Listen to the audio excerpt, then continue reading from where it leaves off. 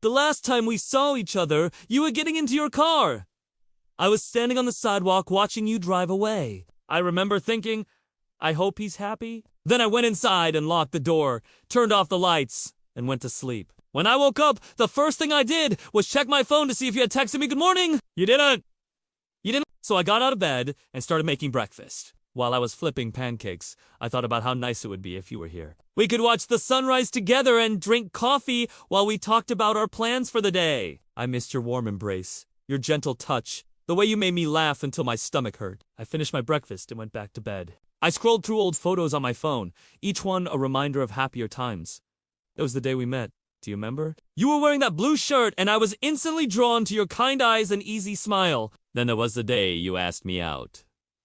I remember getting all dressed up and feeling so nervous. And then there was the day you told me you loved me. I never imagined anyone could make me feel this way. You were my best friend, my lover, my confidant, my rock. But then the bad times started creeping in. The fights, the distance, the lies. It was like a dark cloud hanging over our once blissful relationship. I tried to ignore it at first, hoping it would go away on its own. But it just got worse. Until finally, when I couldn't take it anymore, I moved out.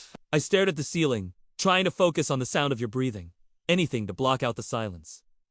But it was no use. The memories were too painful. I got out of bed and went to the bathroom. I splashed water on my face and looked at myself in the mirror. I was a mess. My eyes were red and swollen from crying. My hair was tangled and unwashed.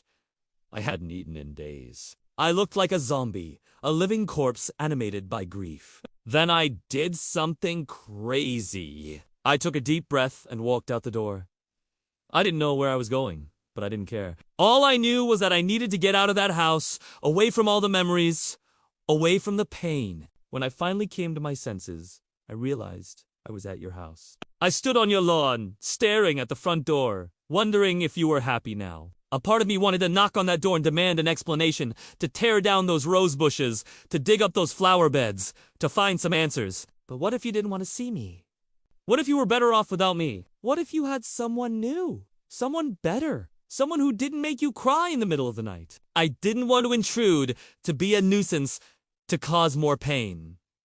So I turned around and walked away. As I made my way home, I realized that the only person I had to answer to was myself. I owed it to myself to move on, to heal, to find happiness again. You may have thought I was too needy, too sensitive, too much to handle, but you were wrong. I was simply too broken for you to fix.